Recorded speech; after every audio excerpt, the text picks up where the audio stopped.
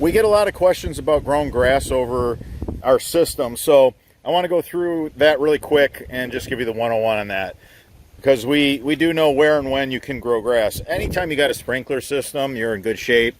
So we cut with the deepest notch that the sod cutter will cut. So we get, look at that nice slab. Look at all those roots. Look at 2.5 inches of soil. I mean, it's just a nice, you know, and early season and late season, when the grass plants, their roots recede, it tends to fall apart. So when you go super thick, it stays together much better, and you're not going to have to worry with sprinklers. It'll be fine.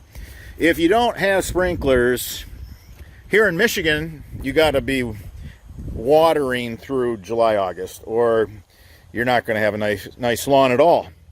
You will see the line where the drain's at for sure. Now remember, these systems do not take a minute off. They work 7 days a week, 365 days a year, 24 hours a day.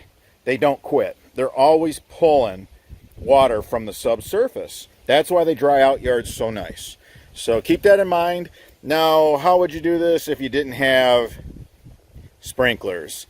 Well, I would design like a very decorative dry creek bed that went through the area that I'm trying to dry up and pull all this water from.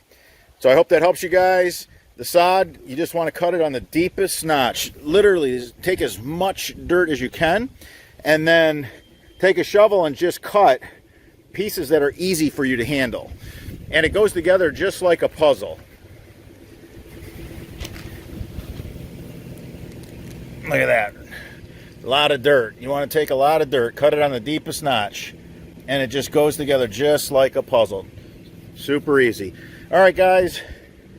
Until the next video.